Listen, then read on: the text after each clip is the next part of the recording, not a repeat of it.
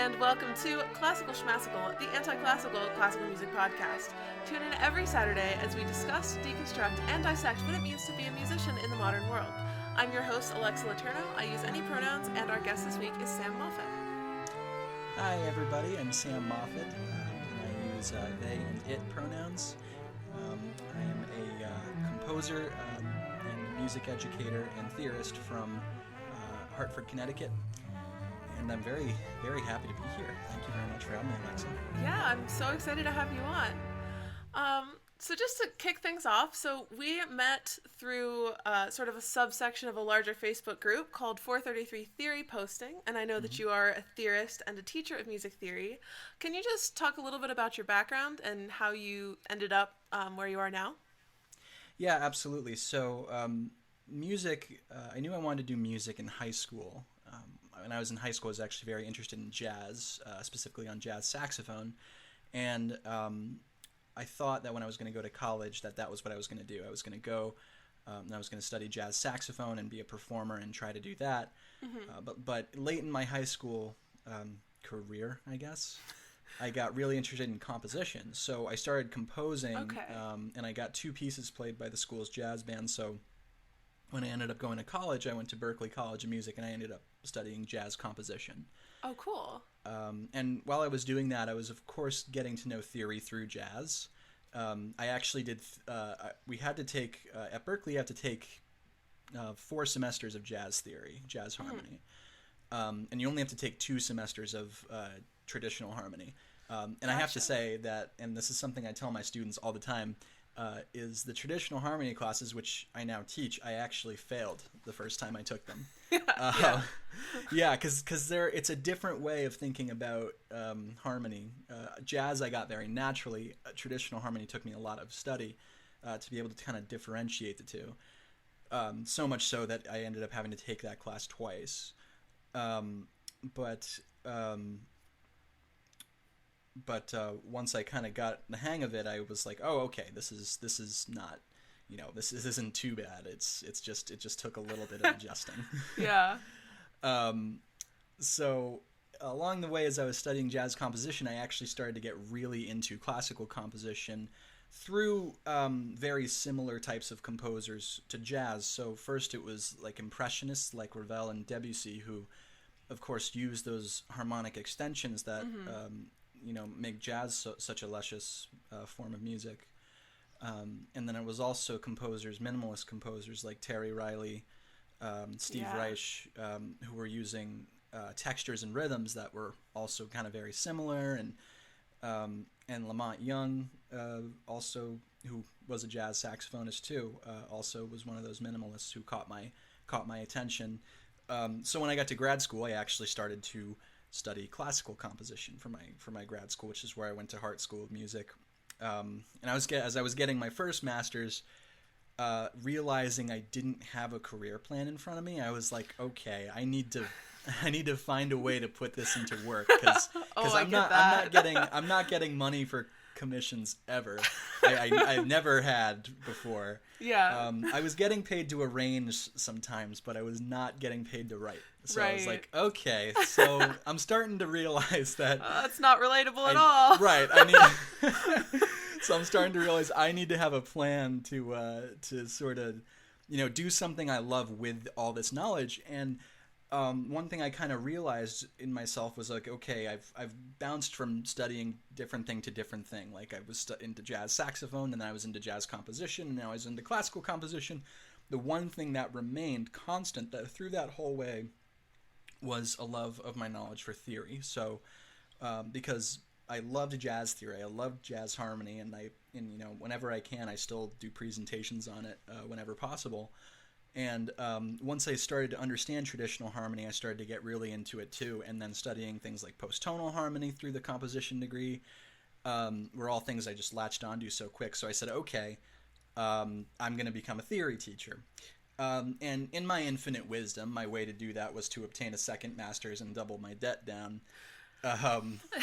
Yeah. Which of course was a very smart decision. Right. But with that second degree actually came my first teaching experience, because when I had interviewed with the head of the department, he said, we'd also like to offer you the teaching fellowship. So Nice. yeah, so that was almost worth it for for the Yeah. doubling of debt because they were like, you get to teach 2 classes for 2 semesters, and it was great. So I was studying theory, but I was also starting to teach and realizing how much I loved teaching. Because I'm able to, for some reason it's kind of weird because like when I was a kid I was not good at like making friends and being social, but as a teacher those younger kids and I get along great. Yeah.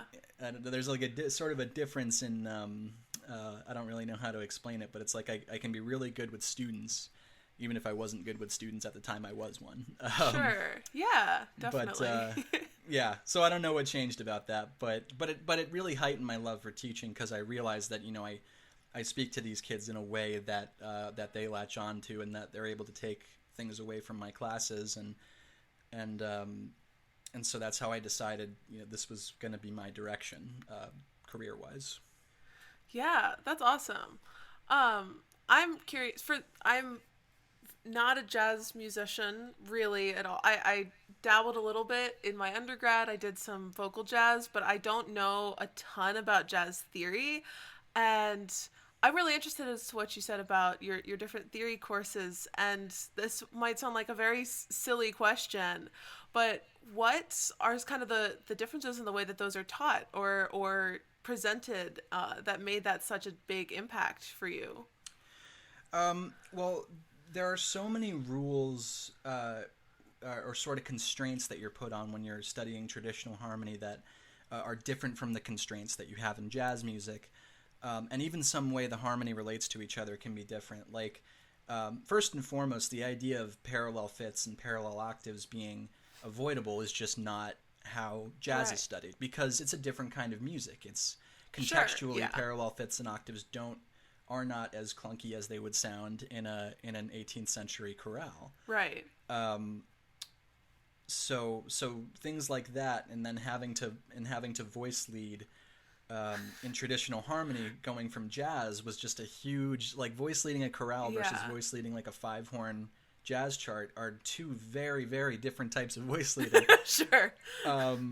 And because of my experience playing music and my limited experience writing big band music, I was able to kind of latch on to jazz much easier. And then when it came to, writing these chorales in 18th century harmony, I was like, oh boy, this is a different animal. Oh yeah, I'm sure. Yeah, and then there's other things like how we treat diminished chords even. Like diminished chords in traditional harmony are considered usually secondary chords, secondary dominant chords in a sense, which they can be in jazz too, but jazz also uses diminished chords in an auxiliary way where we might play a chord and then we might play its diminished equivalent, or it can be used as a passing chord where we play a 1 major 7 chord and then we play sharp 1 major 7 as we would call it in jazz. And then we might play 2 after that, and which is not really how traditional harmony uses the diminished chords. So there's different ways harmony's even treated, and then also different caveats to how you voice lead in jazz versus how you voice lead in traditional harmony. So there were enough differences for me to really not quite understand it the way I wanted to the first time. Sure, yeah, that makes total sense. Yeah. I'm also curious, do you have like a particular teaching philosophy, or how has your education impacted the way that you view your education now as an educator? Well, it's kind of fun. Like it's always shaping, and definitely it causes how I experience things as a student causes me to think of my educational philosophy different. Mm-hmm. The big thing for me actually didn't happen in college to shape my teaching philosophy. It happened to me in high school. Mm-hmm.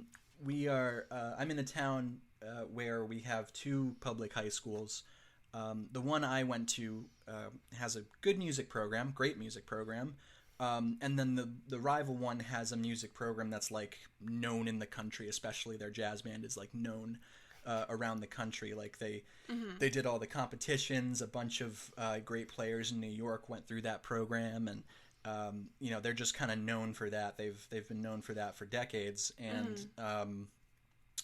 the two teachers at these high schools at the time, I got to study with both of them through different means.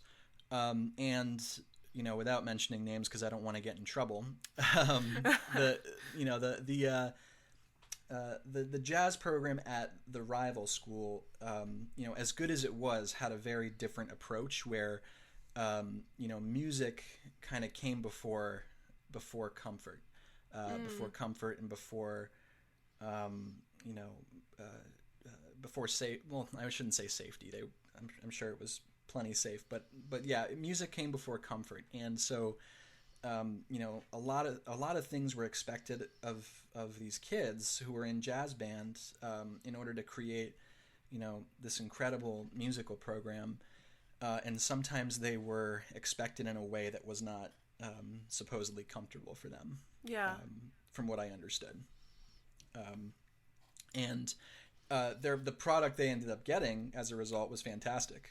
And then. I'm sure we could have an ethics discussion about when do the ends justify the means, and where's the right. where does the line draw, right? But right.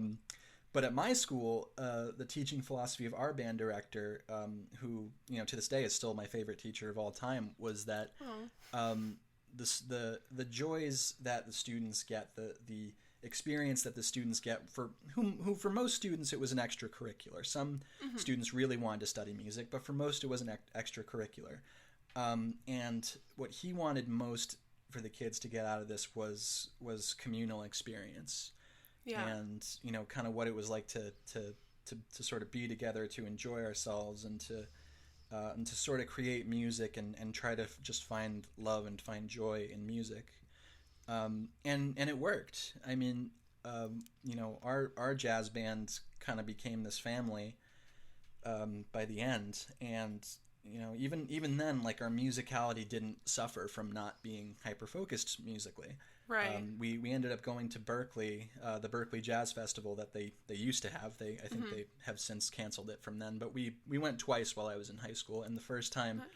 Our jazz band won second place in the competition, and then the second time we won third place. So it's not like we were suffering from this different philosophy where comfort did come before trying to get us to bend over backwards, right, and put things together. And so that's what I end up bringing to my teaching philosophy, because I've had experiences where teachers are hard asses, and that can be a lot. And if you're good at adapting to a teacher and kind of going to their speed, then that can be fine, and you can learn a lot, and that's great. But my philosophy is always that I want kids to learn from these things. I want kids to learn about theory. I want them to learn about the musicians, and I want them to question the rules. Even though they do have to at least follow them while they're in the class, which is what I always say. It's not, I say it's just for this class. It's not real world. Yeah. But instead of drilling one, like let's say it's just like a thing on secondary dominance, instead of like completely drilling it into them and trying to, kind of make them work their fingers to the bone over it, I just do a little bit of it. Yeah. And then I have them listen to it. I have them hear it, and ideally, I'd like to teach it keyboard style, because then they can play it and hear it and feel it. But the AP exam is like, no, you have to do it choir style. So I'm like, well, it's not as helpful. But sure. Anyway, I feel like I'm going on a couple tangents there, but no, that's fair. Yeah. I think my main philosophy is that I'd rather the kids take away things from the experience in the classroom rather than do it to do it right. Yeah. I always tell them on syllabus day, I say, if you show up and you do your homework, you're going to get an A. Mm-hmm. Like, I'm not big on testing. I don't even weigh testing grades and quiz grades that much. It's just like, I want you to get something out of this. I want you to take something with you. Yeah, I think that's a really, really healthy way of approaching it. I know that I had quite a few composition teachers over the course of my undergrad, just because our program was a little bit hectic in a very good way, and I'm happy for it. But the thing that I gained most was all of that experience, seeing how different people taught and going, oh, I do not enjoy this way of teaching at all. I do not think that this works particularly well, and I think I'm just as good if I'm in this scenario where I'm not being like pushed to the grindstone constantly. Like, and we face that so much as musicians, and like, I definitely could be a whole other like separate talk about the ethics of the way that we push young musicians especially, but really all musicians in this pursuit of excellence or whatever. Yeah, and I think we have to start with like this sort of base level of empathy that these kids, these young adults, you know, and I'm speaking of college, but high school too, because I do teach high school as well, and we have to really start with this baseline of empathy that they have other things in their lives. Yeah. You know, they have, and it's not only academic, but they have social things going on. I went to college. It wasn't all roses all the time. You know, I'm not going to pretend it was. So, you know, I try not to, you know, put academic expectations on them as if I'm the only thing in their life, because I'm not. In fact, in a way, I'm almost a peripheral for them, because it's like most kids in a theory class are not there to learn theory. They're there because they're a performer, or they're a composer, or you know, they're even a music producer or a music business major. Most of them are not there excited to talk about parallel fifths. They're just not. Yeah. I remember in my Theory 1 class, it was one of the arts electives, and we had a couple of fashion majors who were just like, no idea what was, and like they did their best, but they were just so lost day one, and it was very much a challenge for the professor of that class to be like, these kids don't know how to read music, and they're here in my college level theory class that's designed for majors, and it was so I definitely approaching it from like, this is not your first priority for pretty much anybody. Theory 1 is not your first priority, even if you're a theorist. I feel like, because it's like, oh, either hell no, I don't want to go back there. Like, oh, we've been new, I know this already, let's get it going, or oh my gosh, I hate theory. Oh yeah, I think so. Kind of building off of that, like we became friends because I was really struggling in my Shankarian analysis class, first semester of my master's, and you really saved me because I had no idea what was going on.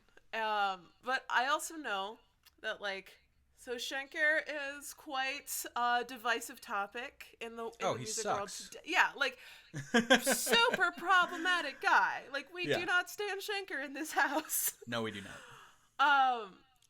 But I'm curious as to your opinions on teaching his analytical techniques. Are they ever useful? Are they often useful? And like, do they have a place in a modern pedagogy, or is that something that we can just say, like, cool thought experiment, bro, let's leave that in the past? Well, you know, I happen to like Shankarian analysis, and the reason I like it is because I do like being able to look at something almost as if I'm looking at it in from different perspectives. Like I consider Shankarian analysis to be what happens is if you took like an art piece like Monet's Water Lilies, and you separated elements of that art piece, and you started to look at, you know, you might have a frame that had just the water in it, or you might have a frame that have the most prominent lilies in it, and so that's how I think we kind of look at music through Shankarian analysis, because when we see, say, the foreground, we're seeing, okay, this is what's right in front of us, and this is what our ear most sees. But then once we go to the background, this is like, well, this is what's happening, and our head is subconsciously understanding that. But we're now able to look at it from this sort of macro, you know, we're kind of going back and looking at it from like a macro lens and seeing like just how the piece moves and transitions from start to finish, really just right in front of us. And that's why I like it. Because I like analysis that makes me look at things differently. And there's this. It's the same with like a lot of like neo-Romanian stuff. and because I'll look at something, and if we put something in a Neo-Romanian method, like a cube dance or something, if we put a progression in a cube dance, we can see just what kind of shape on the cube that progression would make. And so for me, that's just like a way of looking at things differently. And even if I can't draw any conclusions from it that are cool, it's still cool to look at. Yeah. So and I kind of enjoy it for that because I'm like a visual learner. I don't really learn any other way except visually, which is hard as a musician because you want to learn things by ear, obviously, but I can't. Right. Not as easily anyway. But in terms of teaching it, it's tough because every theory teacher I've ever had loves Shankar and never said a bad word about Shankar, and treated Shankar like the gospel truth.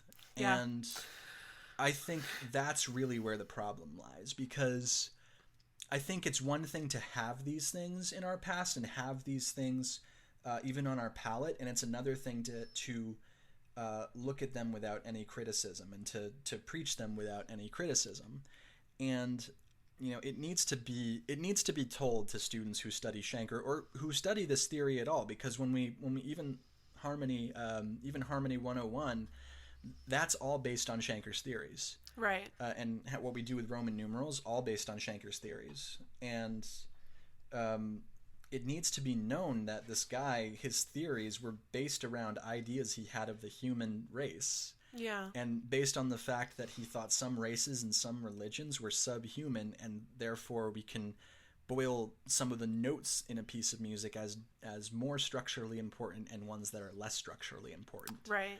And that I didn't find that out until a year ago. Yeah. And I've been studying music at higher level for 10 years now. And yeah, I didn't find that out till a year ago. Yeah. I was really glad that I knew about it going into my Shankarian analysis class, because it was never brought up, it was never mentioned, but I felt like I was more able to like approach it with an attitude of like, this is something that's good for this kind of music. But yeah, when the professor said, oh yeah, I'm teaching 2 classes this semester, one that's all Shankar and one that's all Wagner, I was like, oh, that's red flags. That's red flags all over the place.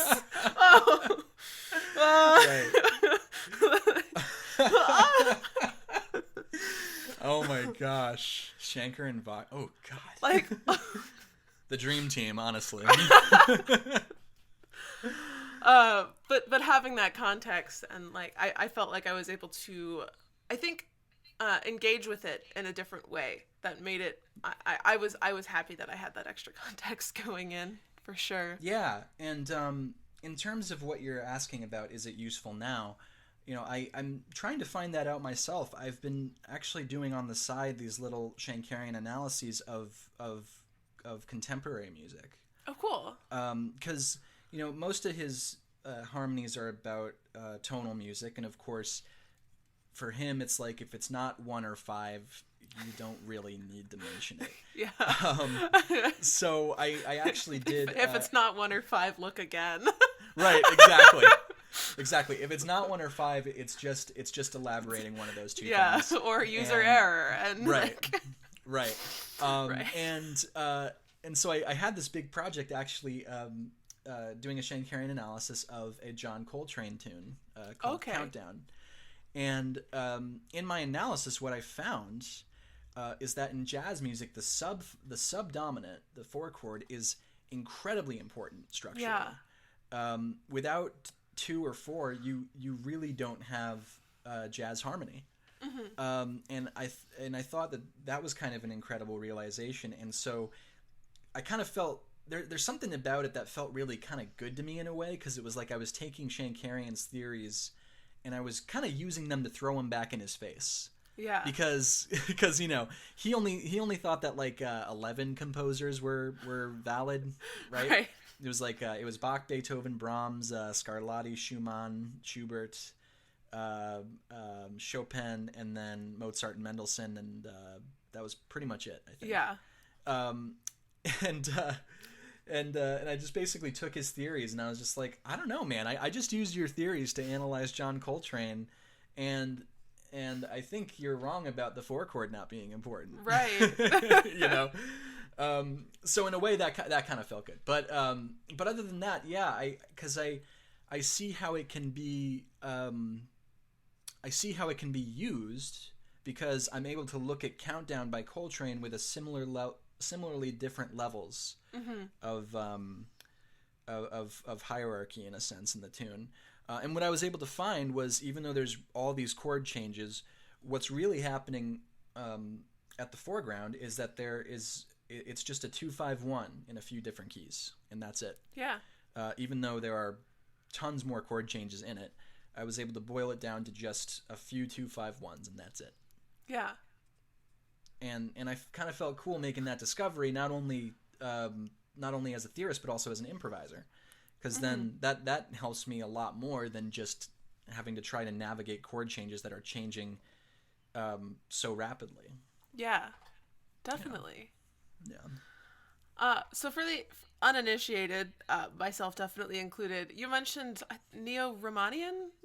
Yes. What is that? Tell me more. That sounds so cool. Yeah. So it's based on another theorist named Hugo Riemann, and from what I understand from the theorists have taught me, is that if you're a tonal theorist, you're in one of two camps. You're either in Shanker's camp or you're in Riemann's camp. And Shanker's camp is all about, of course, Roman numeral analysis, and every chord of the diatonic scale has a function, but that it all boils down to either tonic or dominant. But Riemann looks at chords like they function. So 5 and 7 are the same chord to Riemann. 2 and 4 are the same chord to Riemann, because 5 and 7 are both dominant chords, and 2 and 4 are both subdominant chords. So those are the same things to him, and that's kind of how he views it. He, instead of saying 2 and 4, he'd label that subdominant, and instead of saying, writing a 5 or a 7, he'd write this as a dominant chord. Yeah.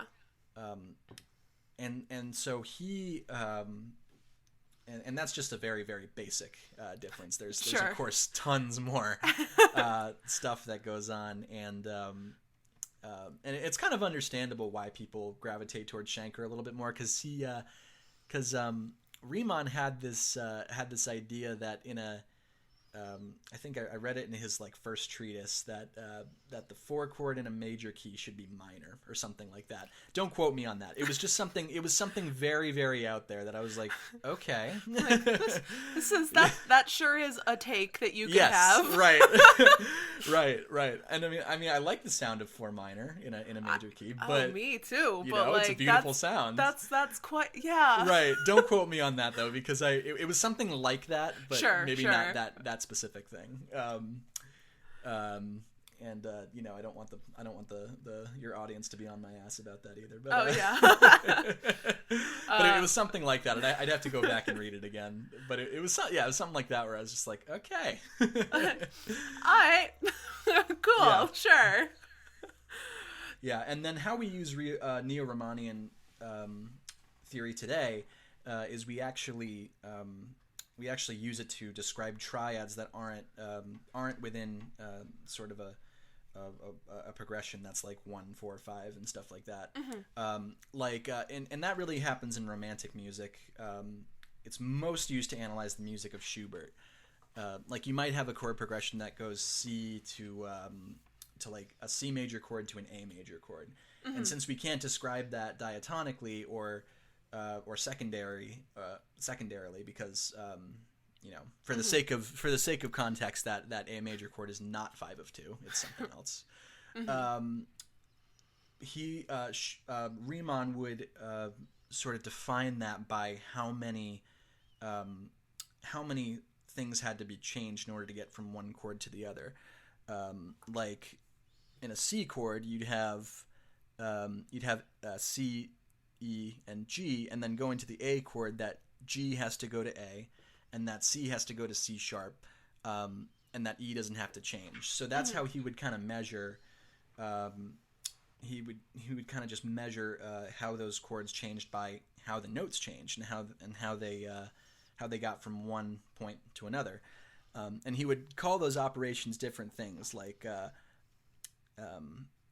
if you changed from C major to C minor, he would call that a P change, which had a German word, but I think of it as parallel, because it's like you're going from your parallel major to parallel minor. Mm-hmm. And if you went from C to A minor, they'd call that an R change, and that's like relative, right? Right. Because C major to A minor. So if you went from C to A major, they'd call that RP, because you're going from C major to A minor, which is the R change, and then you're going P, which is A minor to A major, which is the parallel change. So that'd be called RP in Neo-Romanian terms. So that's how we use that now. And you can find that in the music of Schubert, but I found through listening that you really you find that even in the music of Nirvana quite often. Oh, wow. Yeah, because Cool. Kurt liked to write with these chord progressions that were just way out there. Yeah. And if we were to analyze it in tonal terms, that would probably be the best way to do it, is through Neo-Romanian operations. Fascinating. That's so cool. Yeah. Yeah. I definitely need to know more about this. That's awesome.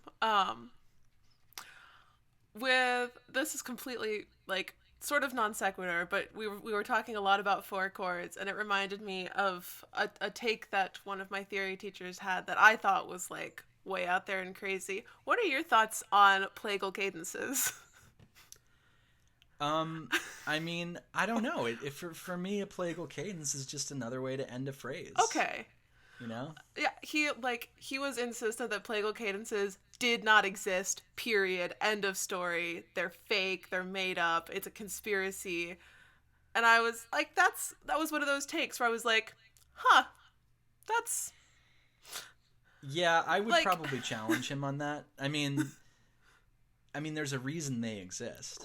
Like, that's kind of how I felt, but also at the time I did not know enough to say anything about it. Right. I mean, how are you gonna have a cadence whose last melody notes are do and then make that a authentic cadence? You're not. Yeah.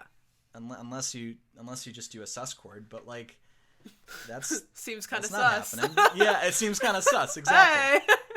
I mean, unless he wants to tell us that like a 4 chord on a cadence is really just a 5/7 with a sus and no rooted 5. I don't fully... I think that was... he said it was either that or it was just, like, substituting for a 1. I guess you could have philosophies like that, and, like, I guess I'd hear him out if I was bored, but, like...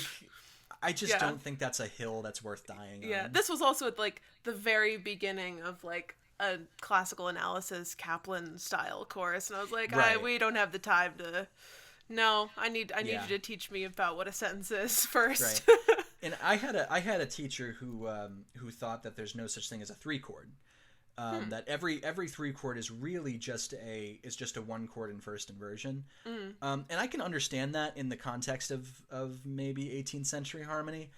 I think 3 has its own place in pop music and in other types of music. So, you know, those conversations I think are really not worth having in a world where we could make academia a lot more equitable. I don't think we should be arguing about if a 4 chord exists or if a 3 chord exists, right? Yeah. And I feel like I've learned so much about chords and chordal structure and how chords function through arranging pop music in the way that, like, I also learned a ton in the classical classroom, and I've sat and I did my Roman numerals and I did my dictations, but also, like, I was arranging Billie Eilish for 7 voices, and I was like, wow, these chords, amazing. Yeah, absolutely. And, you know, that's kind of the problem with theory classes. If you get too in your mind that those parameters must be where they are, it's going to limit you creatively. It just is. I mean, so, you know, I have these different mindsets where it's like, one, I'm a theory teacher where I have to say these things matter. And then in another, I'm a composer where I'm trying to forget about that. Yeah, you know? definitely. As a composer, like for the first like 3 semesters of college, I was in like a very weird compositional funk because I was like, I can't get theory out of my head enough. And then we get reached theory Mm, 4, and I started learning how like, oh, okay, we're good. We're good again. Like I can compose how I want because none of it really matters actually. yeah. And I think yeah, it also takes like you writing something that you know sounds good and you realize you broke a rule and then you have to tell yourself so what? Yeah. Like you have to tell yourself screw it, Or you like know? I'm gonna wake up today and I'm gonna choose violence and write a Right. bunch of parallel fifths. Right, exactly. Cause screw you, theory. I do what I want. Right. And guess what? Exactly. Parallel fifths sound nice. Ha. Yeah. In many contexts they do. They Yeah. absolutely do. Yeah. Um, you know, they sounded great in pretonal music. They were used all the time Oh in yes. pretonal music. Yes. Yes. We You love. know? I'm super into early music and new Oh, music. I'm into gosh. bookends. Oh yeah, Uh, I love early music. it's so good.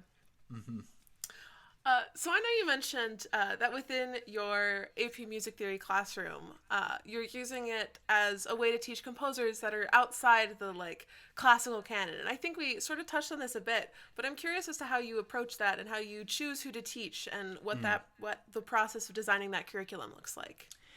Yeah, it's difficult to do, and the reason it's difficult to do is because a lot of composers outside of the canon that we know of didn't compose inside the context of the canon, so it's difficult to relate the theory back, and that can pose to be some difficulty.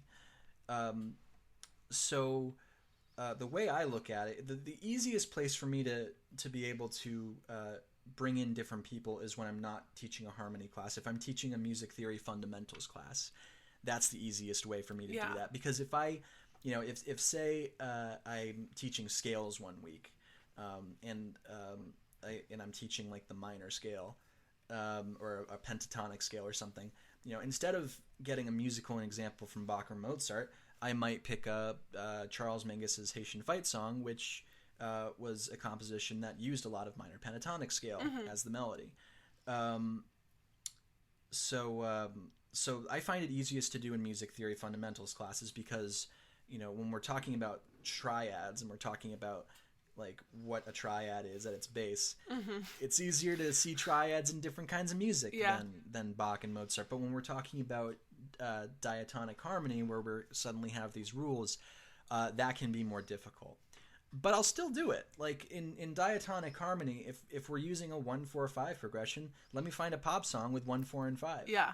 Let me find a music by a black artist or music by a woman. Like music people aren't going to usually see if I follow this curriculum to the T.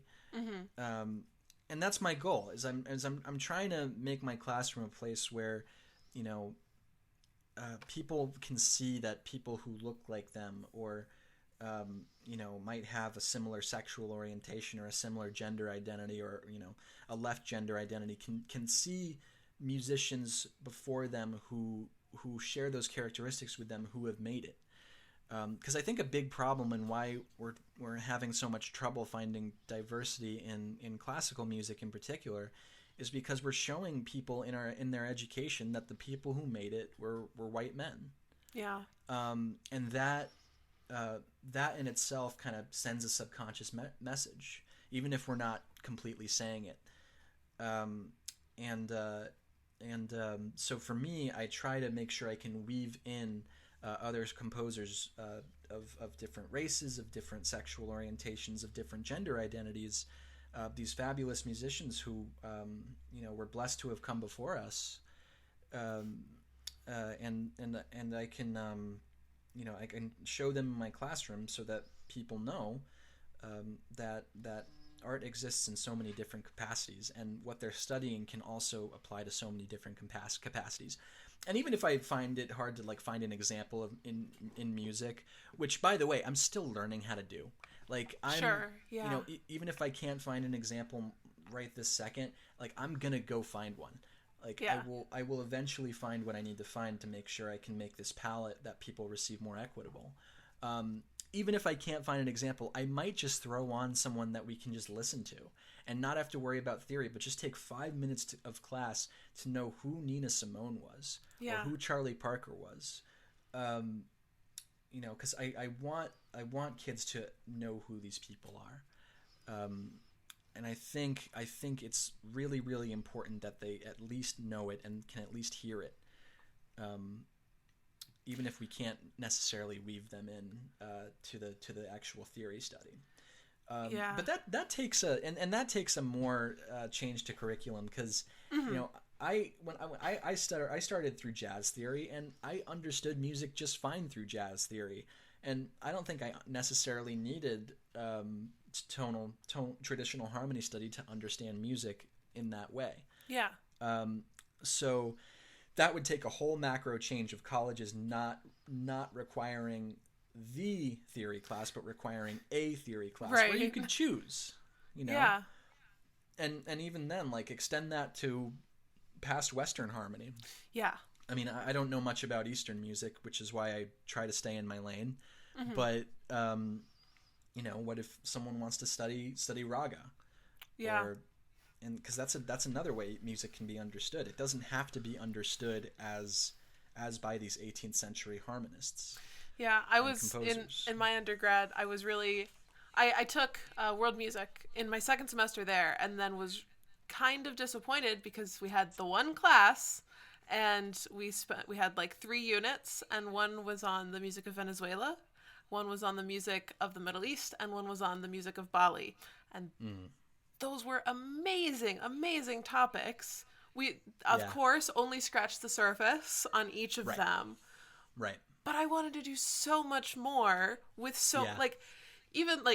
I didn't love the idea that we were doing, like, the Middle East as a region. Monolith. Yeah, I didn't particularly love, but for that sort of baseline that we were able to get in a third of a semester, so what, like 4 or 5 weeks, it was okay. But even, like, with such incredible, like, geographic and personal and religious and the diversity of the world, like, why are we only doing 1, maybe if you're lucky 2 classes that are available, where, like,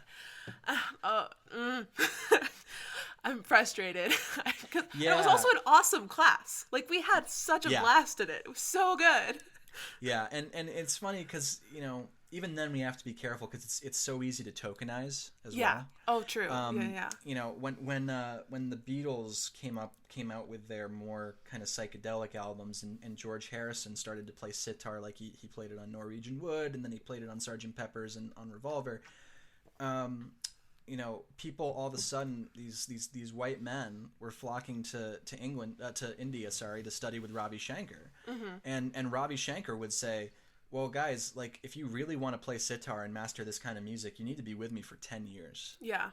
And the white guys were like, oh no, screw that. I just want to be able to go back home and, like, jam with my friends and kind of get this like ethic instrument in our band over here. Yeah. So, like, they leave after a few months, and Ravi was like, yeah, this is kind of like poisoning, how Western culture thinks of, like, the Oriental, sort of the Oriental music, because now we're, like, associating the sound of the sitar with things like psychedelic drugs, and really not in understanding even at the performance level of the kind of music that the sitar is made for. Yeah. I remember on one of the early seasons of American Idol, when I was still little and watching it, in the final, they had a sitar player on, and in the segment, it was like, oh, I was just playing Sitar Hero. And I was like, that's... Oh. Oh, God. Even when I was maybe 8 or 9, and I was like,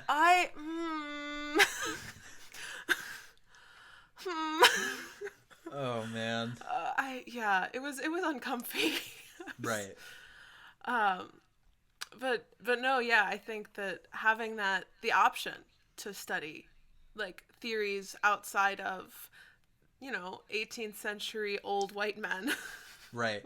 And of course it can be a logistical issue when, like, sure, yeah. We only, music colleges are only so big, and they only offer so many classes and so many teachers they can have for this stuff. but so it's hard not to stray from like, let's have a set curriculum that we can have as many students as possible. Right. And also, like, to my school's credit, it was very, very small, and with a very small music program. And the class that we did have on world music was very focused on, like, this is only scratching the surface. Please seek out more. We wish we could give you more. Like, it was really well done. Right. It wasn't like, here's all of the world in music that isn't class. But right. Yeah. Good luck doing that in a semester. Right. Oh my gosh. Yeah, but some try to too, and that's another part of the problem. Is like, you might only have one class on Venezuela in those kind of classes. Yeah. And that's not going to help you at all. No, like, all you're getting through that is like maybe feeling good about yourself for like, I'm not focusing on the Western canon. Look at me, and it's like, right. You're making an effort is the first step, 100%. But at some point, it's like, okay, well, how much is this actually accomplishing, really? Yeah. For sure. Yeah.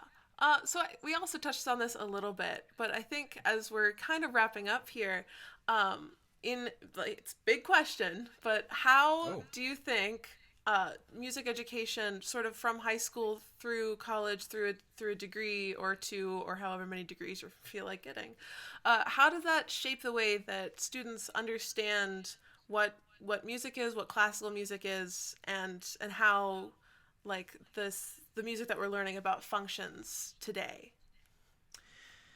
I think it's very limited, to say the least. I think that music education from even from general music in our grade school studies up until college, up and through college, it gives us this understanding that the classical canon can be boiled down to, basically a few white guys, mostly from Germany and from the 18th century, and that is how we can sort of understand music and how music works and how music is constructed.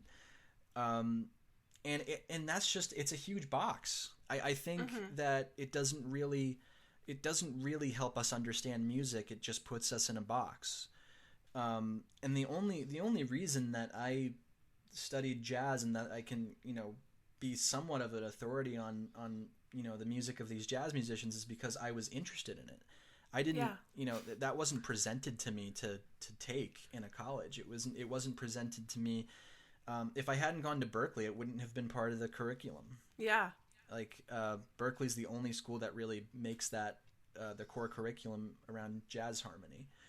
And if I hadn't gotten interested in other types of music as well, like, say opera from China, it was something that I liked. It was a much different style of opera, and I happened to like it.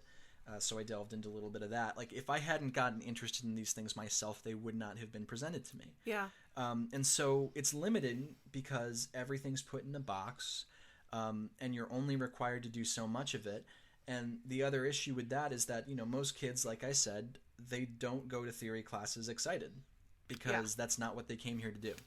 And that's understandable. Mm-hmm. Some people, some kids, even if theory is not their major, they get it and like it. But that's not the case for most of them, I'd say, at least through my experience. For my experience, it's just a thing you have to do, and you don't want to do it, but you have to. I've certainly felt that way about classes I take, and and if I ever study again, I'm sure it will happen again. Yeah. But that's just the reality. So it's, not only does it put you in a box, but it's like kids don't even want to explore that box. Right. So, to me, the best thing to motivate people to study music, to study the way it's constructed, is to put the music in front of them that speaks to them, and also to expose them to music around the world, and music around the spectrums of race and gender identity and sexual orientation, and to understand how that music has had a function also in so many social ways. Yeah. Like jazz, ragtime music, and that eventually became jazz. That was the music of Reconstruction. Yeah. Like that was the music of post Civil War, that led to that. And to me, like, that's an amazing thing to know, and an amazing thing to try and understand. Yeah. But we don't talk about the social implications of what we're doing. It's always just about, here's Bach and here's how Bach is constructed. Right. So there's theory in there, and there's also history. It's like trying to sort of understand one without the other is difficult. But yeah, I think that's what the canon kind of leads us to. It leads us to think that the people who created music were this type of people, and this is how music works. Just this, just kind of this box. Yeah, definitely. No, I know it. Did I hit the points of that question? Oh, definitely. Yeah. Okay. I know in college, like, sort of the first couple weeks, I making new friends, and I didn't really want to say no to anybody. And one of those people, who's now a really great friend, dragged me. I had no idea. It's dragged me to the early music ensemble, and I was like, "What is this? Don't understand this. What's going on?" And within a year, she and I and our other friend were running the ensemble, and we ran it for 3 years. I love that. And now it's like one of the big things that I incorporate in. It's early music, and that sound is an integral part of what I consider to be my compositional voice. If that's a term that I literally spent a whole research paper unpacking, but like, it's part of my sound, and I love it so dearly. And I like, so that idea of like, you're gonna learn most deeply what you're most interested in. Like, exactly. You can't tell people what they're gonna love, right? Because wow, I could not have ever told you that I would love. Oh, Archidelt, my main man. Like, what? What is that? Who says that? And were you guys reading from scrolls? Like, was it? No, we wanted to. Okay. Didn't have the resources, but okay.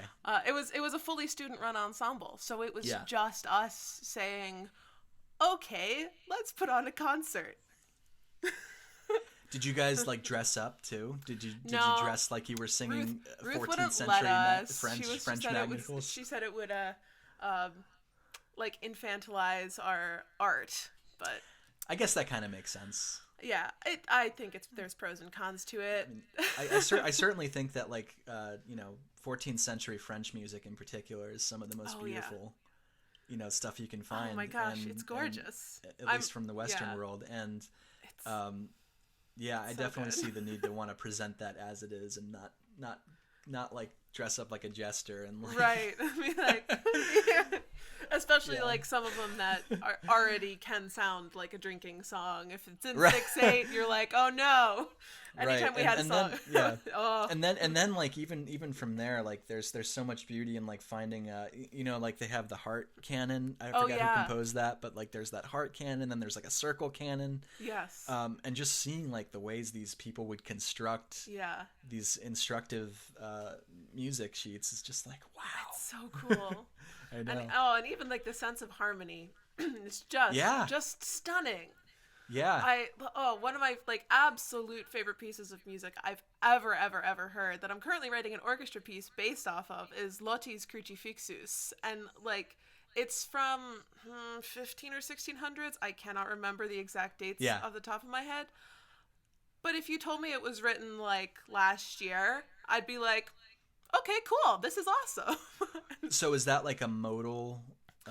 It's like modal-ish, but it takes like it has suspensions like you wouldn't believe. It's just is it like Palestrina-esque kind of thing? Is that the timeline? It's gonna annoy me if I don't look up what year it was in. Just 1 second. Okay, yeah, no problem. But it's like Holy Suspensions Batman. Like it's everything. I didn't know that. And they weren't like, I mean, there were treatises, but like they weren't really talking about like what worked in suspensions and how to construct them. They were just like, this is how we sense harmony moves. Like, this is how we sense voices move together. Reading those treatises can be tough. Well, Lotte was mid 1600s to mid 1700s. So like. Oh, okay. So like almost early Baroque. Almost early Baroque, but it's such a cool piece. Wow. I absolutely stand this piece of music. I don't know what it is. I listen while I'm writing this orchestra piece. I'm listening to it almost every day, and I find things in it every day that I'm like, wow, the theory. Like, it's so good. That. It's so rich. So are you gonna get this played? Hopefully. Yeah. if I finish it in time and the orchestra likes it, there is a reading set up in the fall, and the pandemic clears up in time for orchestras to meet. Then yes. Let's hope so. That's the goal, isn't it? Just to make music together with people again. Yeah. I've been missing that so much. Oh my gosh, so much. Oh man. Yeah. Well, thank you so much to Sam Moffett for joining us here at Classical Schmassical. If you enjoyed this show, there is plenty more where that came from, so do make sure to like and subscribe so you never miss an episode. If you would like to continue the conversation on music theory, education, the classical canon, etc., all of this awesome stuff, please join the Discord linked in the description or visit our Facebook page at facebook.com/Classical Schmassical. That's Schmassical, SCHMASSICAL. I really did brand myself with something that no one knows how to spell. And remember, stay classy and questionably classical.